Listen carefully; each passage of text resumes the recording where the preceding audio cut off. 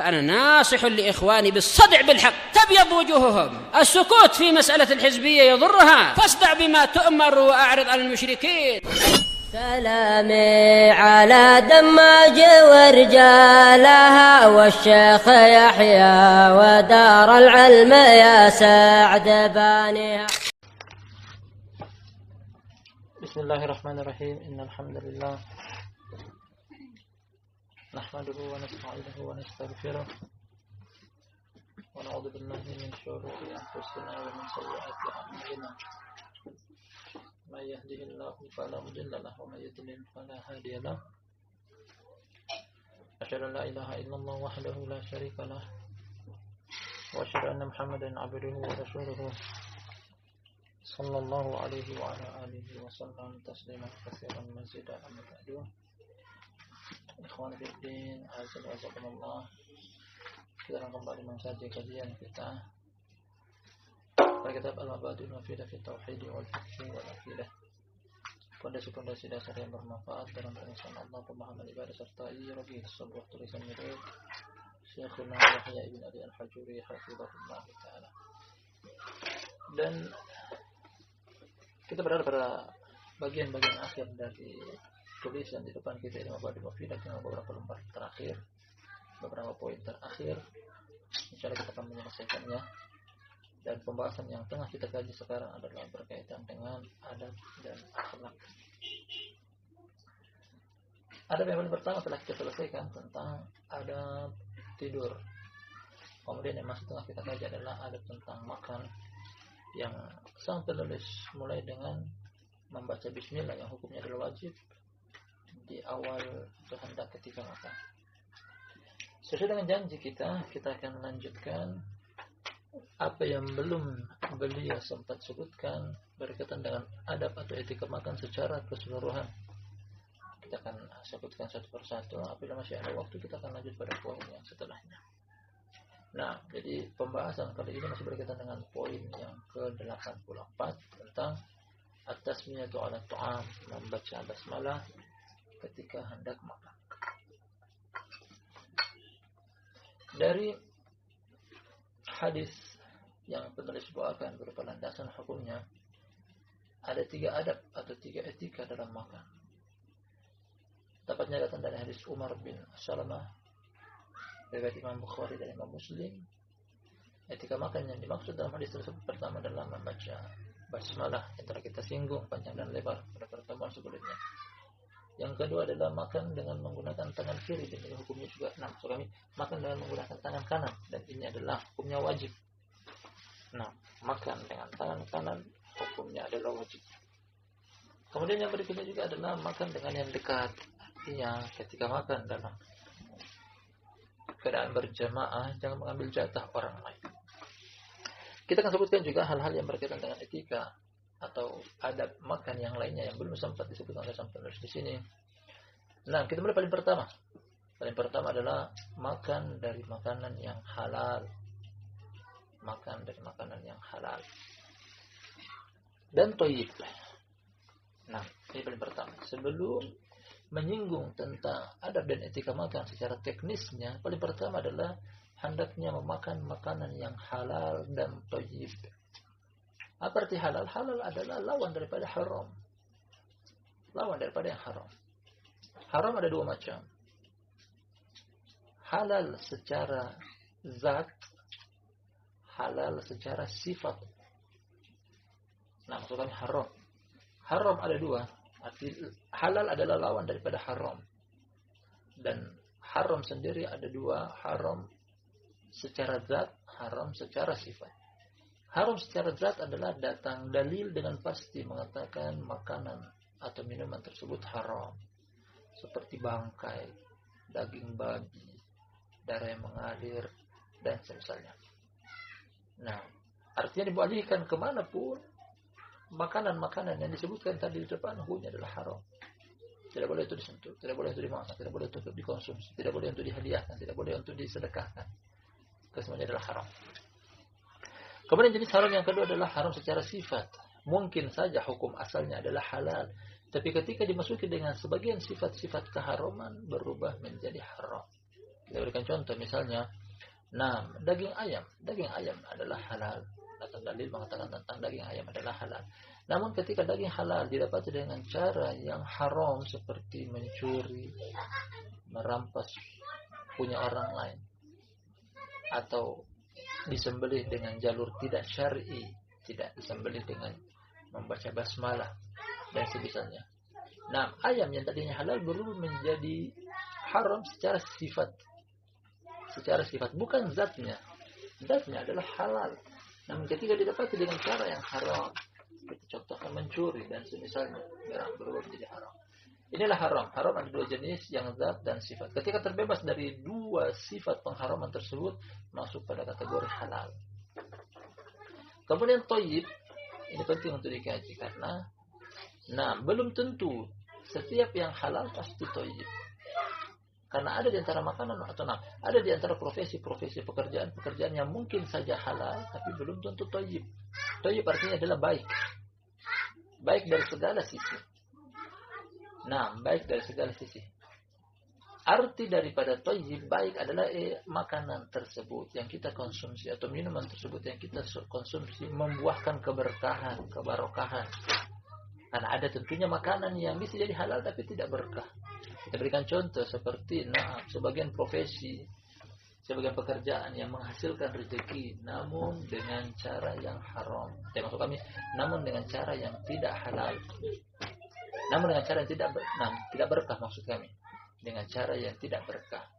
Seperti yang datang dari Nabi SAW, beliau mengatakan dalam hadis Anas riwayat Imam Muslim, kata beliau, kasbul hajjam khabith. Upah dari bekam adalah khabith. Arti khabith adalah tidak thayyib, buruk. Nah, meskipun hukumnya adalah halal, profesi bekam adalah profesi yang halal. Karena kalau seandainya haram, datang Nabi SAW datang berita dari beliau pernah bekam, kemudian memberikan kepada tukang bekam namanya Abu Thaibah dengan upah 4 dinar. 4 dinar. Nah, kalau seandainya itu adalah haram, tidak mungkin beliau tolong menolong dalam keharaman. Namun beliau pun mengatakan bahwasanya tidak thayyib. Nah, tidak thayyib. Termasuk juga sebagian profesi yang mungkin terdapat hal-hal yang misalnya seseorang kerja di kantoran, di suatu perusahaan, kemudian ada peraturan-peraturan yang menyelisih syariat seperti harus menggunakan foto adalah gambar makhluk bernyawa haram, harus menggunakan pakaian seragam yang mungkin menyelisih syariat. Dia telah mengeluarkan tenaga, diupah, tenaga dia adalah halal, namun karena ada penyelisihan syariat di dalamnya, jadilah tidak thayyib. Ini hendaknya kita cari. Ada pula dasar hukumnya adalah kata Allah Subhanahu wa taala, ya ayyuhalladzina amanu kulu fil ardi halalan thayyiban. Wahai segenap orang-orang yang beriman, makanlah apa yang keluar dari permukaan bumi, halal sekaligus thayyib. Jadi Allah mensyaratkan kepada kita untuk makan bukan cuma sekedar halal, tapi juga yang thayyib. Karena kalau halal namun tidak thayyib, bisa jadi tidak berkah. Makanan tersebut hanya mengundang penyakit, membuat malas beribadah. Kemudian mungkin terlihat banyak harta tersebut, halal terlihat banyak, tapi ketika hilang keberkahannya, hilang thayyibnya, tidak menjadi berkah. Tidak menjadi berkah, bukan menggiring kepada kebaikan, bahkan membuatkan dia jauh dari agama Allah Subhanahu wa taala. Ini yang paling pertama. Kita ulangi, adab dan etika makan yang paling pertama adalah makan dari makanan yang halal dan juga thayyib. Kemudian yang kedua yang di sini yang datang dalam lafaz hadis, makan dengan menggunakan tangan kanan.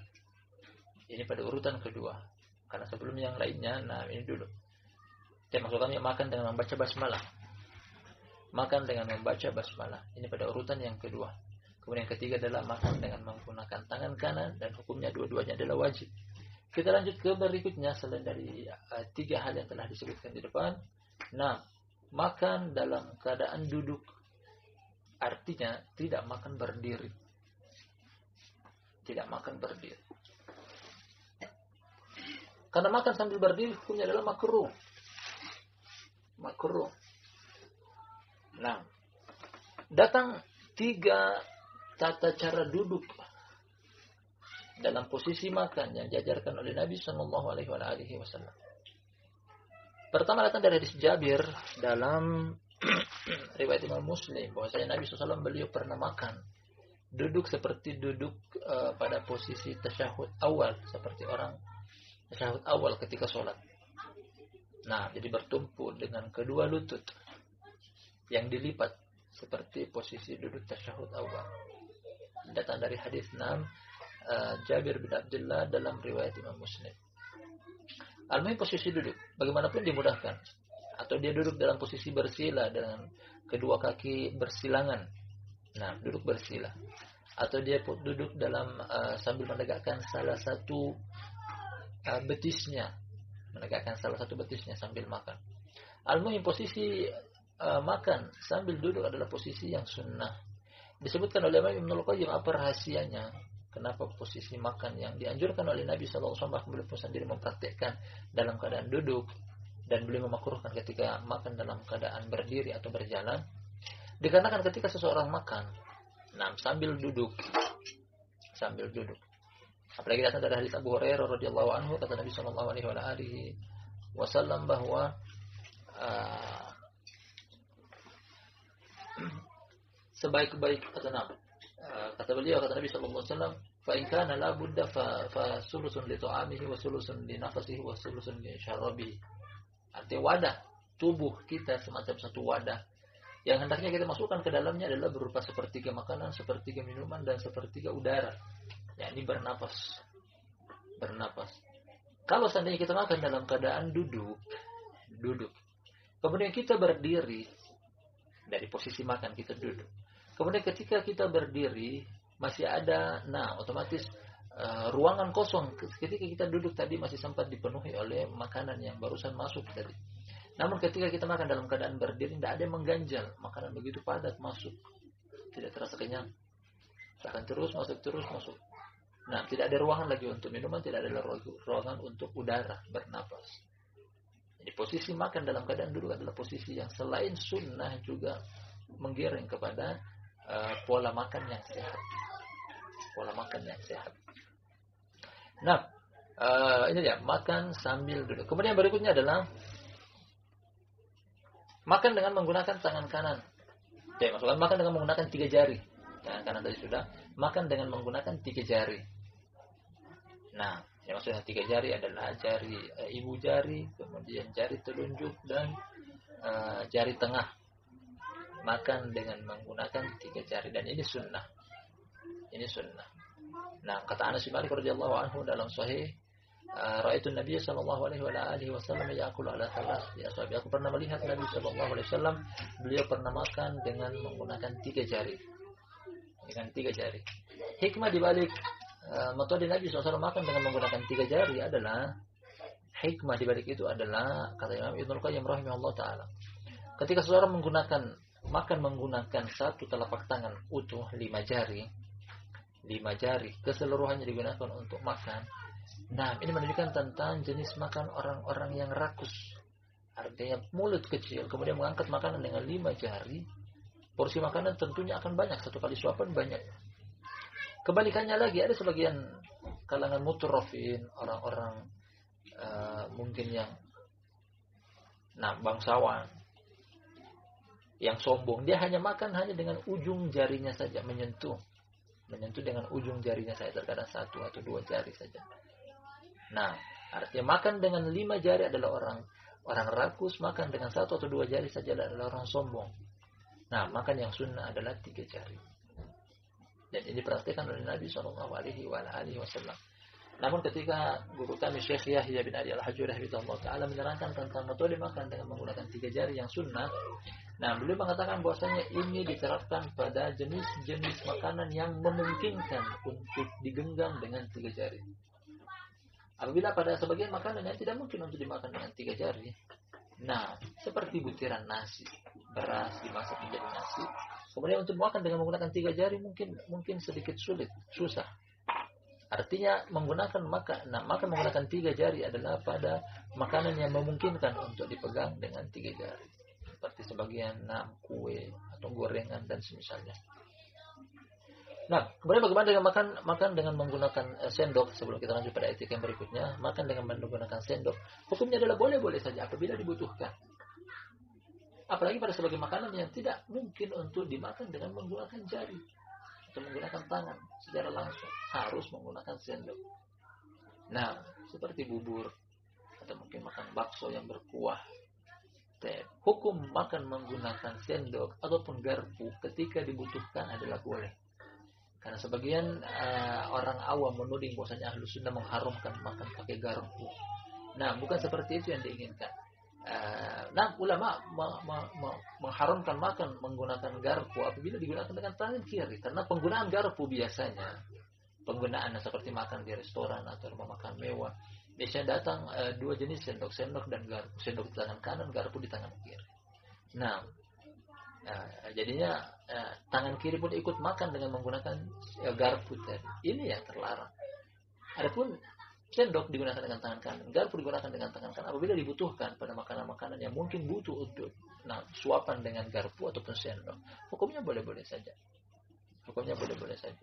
Namun ketika makanan memungkinkan dimakan dengan tangan, lebih sunnah. Kita cari nilai sunnahnya, dan ini lebih dekat kepada sunnah Nabi Sallallahu Alaihi Wasallam. Nah, kemudian etika makan berikutnya adalah memungut makanan yang berjatuhan. Artinya ketika kita makan, sementara proses makan, kemudian mungkin ada 1 butir, 2 butir nasi yang jatuh, ada 1 potong, 2 potong sayur yang jatuh, ada 1 cuilan, 2 cuilan ikan yang jatuh dan semisalnya. Nah, tidak dibiarkan jatuh seperti itu, bahkan kita pungut dan kita makan kembali. Perhatikan, datang hadis dari Jabir bin Abdullah radhiyallahu anhu dalam sahih, kata Rasulullah sallallahu alaihi wa ala alihi wasallam, "Idza saqata ahadukum ta'amahu falya'khudhu wal yumit ma kana bihi minal adan wal ya'kulhu wa la yatrukhu lisyaitan." Yang artinya, kata Rasulullah sallallahu alaihi wasallam, apabila salah seorang di antara kalian makanannya berjatuhan, nah, maka ambillah, bersihkanlah, kemudian makanlah, dan jangan tinggalkan untuk syaitan. Anjuran dari Nabi SAW untuk memungut kembali makanan yang berjatuhan. Apalagi kita makan di tempat yang bersih. Nah, memungut makanan yang berjatuhan, jangan dibiarkan berserakan. Sebagai bentuk juga mensyukur nikmat Allah Subhanahu wa taala. Nah, sebagai bentuk mensyukur nikmat Allah Subhanahu wa taala. Kemudian dalam hadis juga disebutkan dalam rangka membuat musuh kita, musuh yang nyata kita, marah. Ini syaitan. Karena ketika ada makanan yang berjatuhan, itu kesempatan bagi dia untuk memakan. Ketika syaitan makan dengan kita, meskipun cuma sekedar makanan yang berjatuhan, tadi berikan kesempatan bagi dia. Nah, bisa jadi makanan yang kita makan tadi tidak berbarokah, karena makan dengan syaitan. Nah, tidak berbarokah. Jadi di antara sunnah Rasulullah Sallallahu Alaihi Wasallam dalam adab atau etika makan adalah memungut makanan yang berjatuhan. Berkaitan dengan poin ini juga kita lanjut pada poin yang berikutnya pada etika makan adalah dianjurkan untuk menggunakan alas ketika makan. Dalam sunnah Rasulullah Sallallahu Alaihi Wasallam beliau menganjurkan untuk pakai sufro. Sufro adalah semacam alas makanan. Kalau di tradisi Arab biasanya mereka menggunakan semacam anyaman tikar yang digunakan untuk menghalangi jatuhnya makanan bersentuhan langsung dengan tanah. Jadi makan di atas tikar tersebut. Jadi ketika makanan berjatuhan masih memungkinkan untuk dipungut, dibersihkan, kemudian dimakan. Nah, karena kalau langsung makan di atas, mungkin di atas tanah, ketika jatuh, enggan kita untuk mengambilnya. Akhirnya masuklah syaitan, dia mendapat peluang untuk makan bersama kita dari makanan yang berjatuhan tadi. Jadi yang tersunnah adalah makan menggunakan alas. Mungkin zaman sekarang saking mudahnya ada yang namanya karpet, alas, taplak misalnya. Nah, jadi ini termasuk adab dan etika dari makan. Kemudian berikutnya lagi tentang adab dan etika makan adalah makan sambil berjamaah. Ini ajakan dari kami, barakallahu fikum jami'an. Seandainya pun bukan pada pondok pesantren, seandainya pun bukan pada keadaan santri, kita di rumah, kita masing-masing punya jamaah, ada suami, ada istri, ada anak, kita hidupkan sunnah ini. Nah, Kita hidupkan sunnah ini. Karena kata Nabi SAW dalam hadis Abu Hurairah dan juga dari beberapa sahabat yang lainnya, kata beliau, ta'amul wahid yakfi itsnain wa ta'amul itsnain yakfi arba'ah wa ta'amul arba'ah yakfi tsamaniyah. Makanan satu porsi bisa dimakan oleh 2 orang. Makanan 2 orang bisa dimakan oleh 4 orang. Makanan 4 orang bisa dimakan oleh 8 orang. Artinya apa? Mungkin ketika kita makan dalam posisi kita sendiri, kita suap untuk porsi 2 orang. Ketika kita makan sendiri, bisa jadi kurang. Karena keberkahan dari makanan tersebut tidak ada. Yang ada hanyalah banyak, porsi banyak. Kita dalam keadaan seorang diri. Tapi ketika berjamaah, perhatikan hadisnya, kata Nabi SAW, keberkahan ada di makan berjamaah. Hanya satu porsi, dimakan oleh 2 orang. Jadi kan lebih hemat. Nah, sunnah terdapat keberkahan. Dalam anggota keluarga kita terdapat 4 orang. Porsi 2 orang cukup. Semuanya mencukupi dan kenyang. Kemudian kita dapati juga keberkahan. Hanya karena mengamalkan sunnah Nabi SAW. Berbeda ketika seseorang itu makan sendiri. Mungkin porsi 2 orang, 3 orang. Tambah 2 kali, tambah 3 kali. Belum tentu cukup. Karena menyelisih sunnah. Nah, jadi ini termasuk sunnah. Kita mengaku kita diri adalah ahlus sunnah wal jamaah. Hendaknya hal-hal sepele semacam ini diterapkan. Nah, kalau bukan kita yang terapkan, kita adalah ahlus sunnah, tunggu siapa orang awam yang menerapkan. Ini insya Allah dihidupkan dalam kehidupan kita sebagai insan yang mengaku bermanhaj ahlus sunnah wal jamaah, terapkan sunnah. Bisa jadi ini merupakan keselamatan bagi kita di kehidupan akhirat nantinya. Nah, ada saksi bahwasanya kita pernah mengamalkan sunnah dari sunnah Nabi SAW. Kemudian termasuk kemudahan juga bagi anggota keluarga keseluruhannya. Tadinya mungkin ketika makan 4 anggota keluarga masing-masing menggunakan 1 piring, berarti ada 4 piring kotor yang harus dicuci. Namun ketika menggunakan 1 nampan untuk 4 orang, kan lebih hemat, banyak menghemat air, hemat sabun, hemat tenaga. Ibu pun yang di dapur mencuci tidak banyak kotor, piring kotor. Al-muhim di dalam sunnah terdapat keberkahan. Nah, kemudian kita lanjut. Adab dan etika makan yang berikutnya selain apa yang telah kita sebutkan di depan adalah adab dan etika makan selain apa yang telah kita sebutkan di depan. Nah, untuk bersyukur pada setiap makanan. Meskipun makanan tersebut terlihat ringan. Bahkan kalau seandainya kita makan permen, 1 buah permen yang kita mulai dengan membaca bismillah dan di akhir dengan alhamdulillah ketika selesai. Jadi bukan cuma makanan yang banyak kita syukuri, bahkan makanan yang kecil pun kita syukuri. Nah, dengan cara membaca doa di akhir makan. Banyak doa bervariasi yang datang dari sunnah Nabi SAW ketika beliau selesai dari makan, beliau membaca alhamdulillah. Di antaranya adalah kata Nabi SAW, alhamdulillahilladzi at'amana wa saqana wa ja'alana minal muslimin.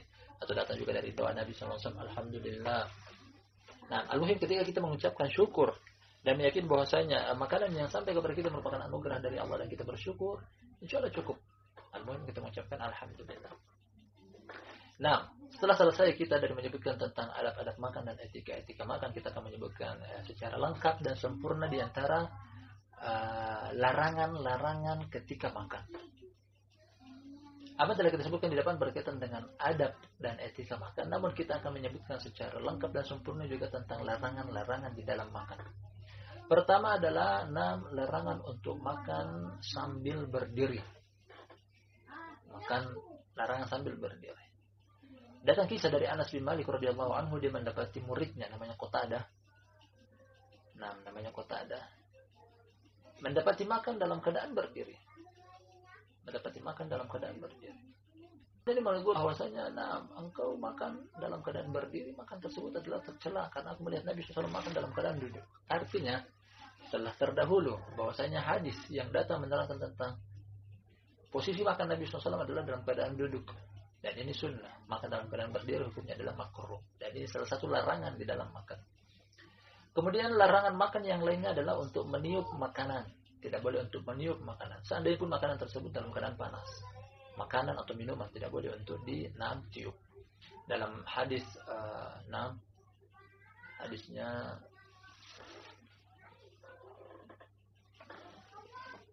kata Rasulullah sallallahu alaihi wasallam, hadis Rabi' al-Ansari radhiyallahu anhu, kata Nabi sallallahu alaihi wasallam, wala yatanaffas fil ina.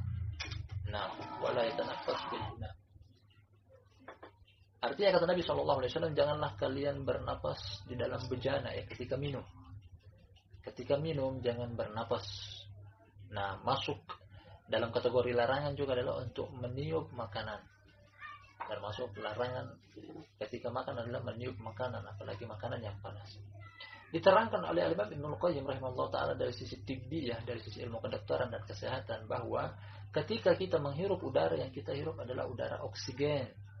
Nah, ketika kita mengeluarkan udara adalah karbon dioksida. Karbon dioksida adalah terdapat racun padanya, makanya kita keluarkan. Nah, teknisnya seperti pembakaran mesin, bahwasanya asap yang keluar dari knalpot baik itu mobil ataupun motor adalah pembuangan asap yang tidak dibutuhkan hasil dari pembakaran. Seperti itu juga manusia, ketika dia menghirup adalah hirup udara yang baik, yang segar, oksigen, kemudian dia mengeluarkan napas yang tidak baik, makanya dikeluarkan oleh tubuh. Nah, ketika napas yang keluar baik itu melalui hidung ataupun mulut, al-muhim segala sesuatu yang keluar dari tubuh kita adalah kotoran.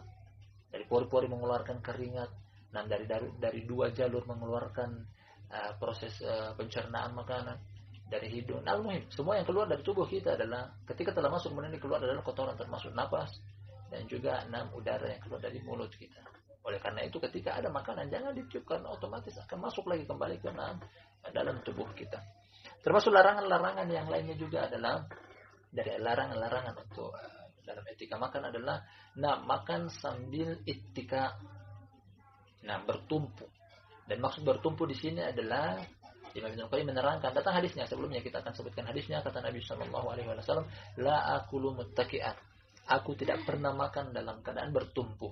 Dan yang dimaksud dengan bertumpu adalah bertumpu dengan sikut, kemudian duduk bersandar pada bagian kiri atau bagian kanan tubuh. Jadi dia tidur bertumpu dengan sikutnya dia, yaitu sebelah kiri ataupun sebelah kanan. Sebelah kiri ataupun sebelah kanan, artinya badannya serong ke arah kanan atau serong ke arah kiri, tidak tegak lurus. Diterangkan oleh Imam Ibnul Qayyim tentang alasan kenapa makan serong ke kiri dan ke kanan bertumpu dengan sikut adalah terlarang, karena proses pencernaan makanan tidak akan normal kali itu. Makanan ketika kita makan dalam keadaan duduk tegak berdiri, artinya posisi tubuh kita tegak, kemudian kita sambil duduk, makanan akan turun sesuai dengan alur pencernaannya dari atas ke bawah. Tapi ketika menyamping, badan kita menyamping, kemudian alur pencernaan makanan kita juga dari tenggorokan, kerongkongan, turun sampai ke lambung dan usus. Maka dalam keadaan miring, masuknya tidak akan sehat. Alur pencernaan makanan tersebut tidak akan normal. Disitulah terlarang. Kemudian hal yang sama juga makan dalam keadaan tidur. Makan dalam keadaan tidur. Karena proses pencernaan makanan tidak sesuai dengan semestinya. Karena posisi tubuh ketika itu dalam keadaan tidur, kemudian alur pencernaan makanan juga dia tidak lurus. Oleh karena itu diantara dua hal ini adalah makan sambil bertumpu pada kiri dan kanan tubuh atau tertidur dimakruhkan oleh para ulama. Wallahu ta'ala a'lam bishawab. Ini sebagai pelengkap dari pembahasan kita pada adab-adab dan etika makan, sebagai kelanjutan dari poin yang ke-84 di depan kita. Walhamdulillah. Dan insyaallah pada pertemuan berikutnya kita akan lanjut pada poin yang berbeda pula berkaitan dengan adab-adab yang lain. Insyaallah sampai di sini. Wallahu ta'ala a'lam bishawab. Kita akhiri, subhanakallahumma wa bihamdika asyhadu an la ilaha illa anta astaghfiruka wa atubu ilaik.